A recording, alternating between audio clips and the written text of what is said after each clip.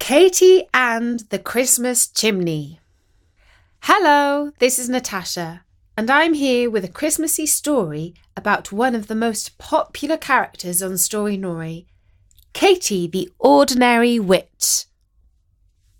In history lessons, Katie and her class were studying the time of Queen Victoria, who reigned over Great Britain from 1837 to 1901. It was an amazing period when engineers built tunnels, bridges and railways, and explorers trekked through the jungles and writers turned out some of the best novels and poems ever. But Katie's history teacher, Mr. Old, only seemed interested in all the bad stuff. For homework, everyone had to prepare a project on how terrible it had been to be a child born into Victorian times. Katie researched Victorian schools. It seemed that education in those days meant one thing: suffering. The teachers of days gone by made Miss Vile seem like a pussycat. They revelled in beating children with thin canes and making them kneel for hours on a stone floor. The only good thing you could say about going to school in the 1800s was that it was better than the alternatives, which, if you came from a poor family, could be pretty gruesome. For example, some children as young as 6 worked as chimney sweeps. Their lives were so terrible that Katie's best friend Isis was close to tears when she presented her findings on them to her class. She explained how small children had to climb up chimneys, scraping their hands and knees, getting covered in soot, and always at risk of getting stuck there. Sometimes, if they were too slow, the master sweep would light a fire to hurry them up. When Isis had finished relating all this, Mr. Old gave everyone a chance to ask questions. Samantha put up her hand and said, "Does Santa ever get stuck in the chimney?" And everyone laughed, except for Isis, who felt that someone was poking fun at her hard work. Isis was a little surprised when afterwards Samantha invited her to a Christmas party. "My parents hold it every year," explained Samantha. "It's mainly for boring grown-ups, but I'm allowed to invite 3 friends my own age, and I would like you to come." "Well, I'm honoured," said Isis. "Look, I know we don't always get on," said Samantha, "but I really did like your presentation, and I wasn't taking the mick when I asked that question. You see, when I was little, my mother told me that Santa wasn't coming that year because he had eaten too much pudding and got stuck in a chimney in Essex. I believed her, and I cried for the whole of December." "Oh, poor little you," said Isis, who really did have a soft heart. And she gave her one-time enemy a hug. Later, Isis told Katie about her unexpected invitation. Said Katie, who really did not like Samantha. "You're not going, are you? It's bound to be ghastly." "Of course I accepted," replied Isis. "It would be rude to refuse the hand of friendship. And besides, I feel sorry for Samantha. Imagine if you are really little and somebody tells you that Santa isn't coming. It's enough to traumatize someone for life. No wonder she's the way she is." "Spiteful," added Katie. "Listen," said Isis, "I'd really like to do something to help Samantha. I think she hasn't got over the pain of that childhood trauma, and if we can help heal her, she might be a nicer person." Katie shook her head. "What trauma? Her parents are filthy rich. She's spoiled because her life's too cushy." "Oh, Katie," said Isis with a sigh. Everyone has their weak and vulnerable spots. Come on, let's help her. I've got such a crazy idea. Wouldn't it be amazing if Santa came down the chimney at the Christmas party and gave everyone presents? That would be truly magical and healing, and I'm sure she would be a better person afterwards. Sure, call him and ask him if he'll do it. But don't you see, pleaded Isis, you can do magic. You could make something like that happen, or seem to happen. Even if it's just somebody who looks like Santa, it would be an incredible surprise. Oh, come on, Katie. A good turn always comes back to you. And after all, it's Christmas. Katie wasn't interested in the plan. But Isis kept on asking, and over the next few days, with repetition, the idea began to sound quite normal and not so bonkers after all. It was the Friday before Christmas. School had finished for the year. Everyone was in a great mood, especially Isis, who was going to Samantha's party. Katie was in her room. She wondered what she would do. Then she looked in the mirror and touched her ears. Ping! They went all pointed. She laughed back at her reflection. Then she turned the pages of her magic book and found the spell for turning herself into a full elf. It only took a few minor changes to the magic words to make herself into a special Christmas elf with a white beard and a red nose. Solomon, her cat, looked at her curiously and thought, "That's no good. Whoever saw a skinny Santa?" "You're right," said Katie, and she found a spell to make her tummy fat. She was quite short in her new form, about the size of a 6-year-old child, and the big belly did not feel at all comfortable. But as she glanced in the mirror, she really did look like a jolly little elf. All she needed now was a red dressing gown. Unfortunately, she had one in her cupboard. She quickly shrank it to the right size and put it on. Now, of course, Santa is supposed to go around in a magical sleigh pulled by reindeer.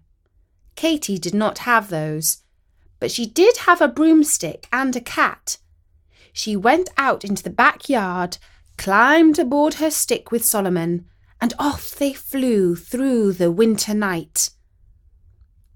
Katie brought the broomstick down onto the roof of Samantha's house. It was a Victorian building, rather grand, and still had a nice big chimney. It took a little magic to loosen the clay pot off the top of it and place it on a flat part of the roof above the modern extension. Katie peered into the opening in the top of the chimney flue. It was going to be a tight fit. "She's not going down there, is she?"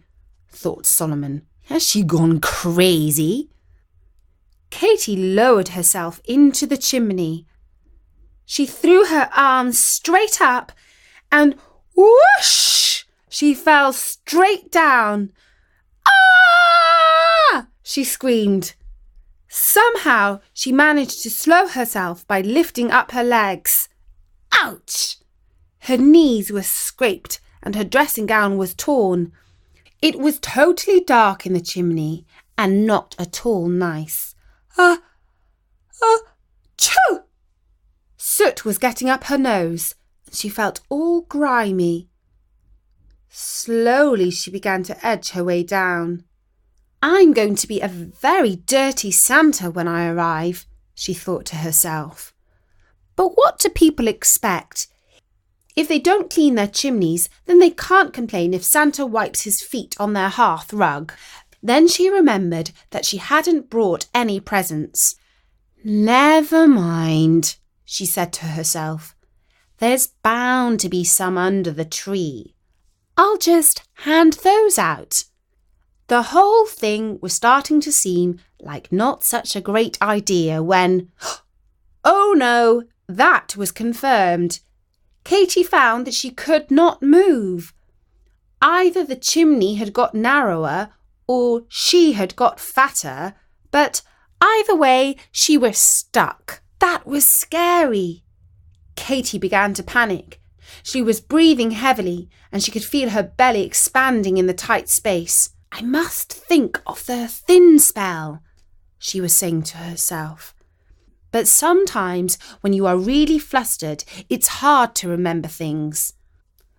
The slimming spell was well known enough in magical circles, which is why you hardly ever see a rotund witch.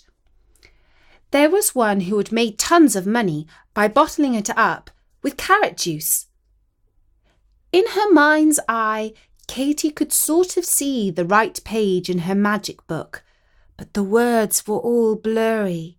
Then she remembered it. Yes, in the form she had learned. You had to turn round 3 times. But how was she to do that when she was stuck in the chimney? I know. I'll get Isis to turn around, she thought. It's worth a try. After all, she's my best friend, so we must have a magical connection. Her phone was in the pocket of her dressing gown, but she couldn't reach it. Instead, she thought really, really hard and sent a brainwave as a text to Isis's phone. I do hope it's not on silent, she thought. Ting! Isis heard the message alert and said, "Excuse me," to Samantha's cousin, to whom she was chatting, and glanced at her phone. The text said, "I'm in the chimney, stuck. Think of me and turn around 3 times. It's my only hope for getting out of here." Excuse me again," said Isis, as she turned around 3 times, thinking of Katy. The cousin, whose name was Ralph, and who was really quite good-looking, in a slightly cruel sort of way, stared at Isis. "It's for good luck. Just a Christmas tradition in our family," said Isis, trying not to show how concerned she was. She glanced over to the fireplace, not quite sure what to expect. Was Katy really going to drop down the chimney? Vroom! The fire lit itself, and flames started to do a little dance around the wooden logs. "Did you see that?" asked Ralph. Isis nodded. "I don't think that was supposed to happen," said Isis. And it wasn't. The spell had gone badly wrong, and now Katy, up in the chimney, was starting to feel the heat. It was getting warm, really warm, too warm. "Help!" she called out. "Did you hear that?" asked Ralph. "It sounded like a ghost in the chimney." "Must be the wind," said Isis, who was now extremely worried. But what could she do? Should she tell Samantha's mother that her friend was stuck up her chimney? "Help!" called out Katy again. Up on the roof, Solomon peered into the chimney with his green eyes. I think the silly girls got stuck," he purred.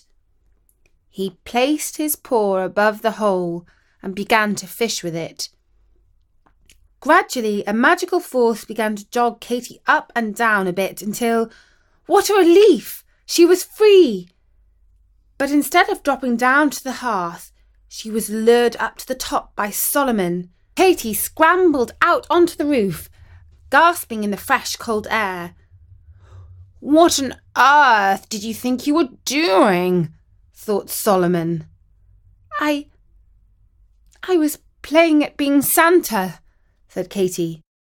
"Santa? Just look at yourself. You're filthy," said Solomon. He couldn't help himself. He was talking out loud now, even though he was forbidden to do that.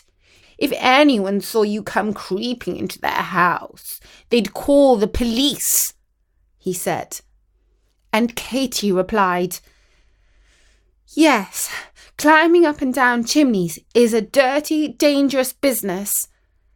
Kids these days don't know how lucky they are." Her phone rang. Now she was free, she could reach into her dressing gown pocket and take it out. It was Isis, anxious to know how she was. "I'm okay, thanks," said Katie. "Just a bit shaken. I did my best, but I'm really sorry Santa won't be coming to the Christmas party this year." "That's okay," said Isis. "For once, I don't think anyone will mind if Santa does not turn up. I'm just happy that you're safe." "Thank you," said Katie. "So am I." Just as she spoke, the doorbell rang and Santa came to the party with a sack of presents and started to hand them out with lots of yo-ho-hos. It was a surprise thought up by Samantha's mum. Everyone was delighted, and nobody asked how somebody so large could ever get down a chimney. And that was the story of Katie and the Christmas chimney, written by Bertie and read by me, Natasha, for storynori.com. I do hope you enjoyed it. And Bertie has asked me to tell you that you can find loads more Katie stories, including our recent one about the perfect babysitting business, on storynori.com. And if you are still buying your Christmas presents, take a peep on Amazon for Story Nori's new book. It's called Waking Beauty by Hugh Fraser, all about the mysterious Princess Talia at Oxford University. It's probably great if you are about 10 years old, give or take a few years. Make sure you get the Story Nori version. For now, from me, Natasha, Happy Christmas!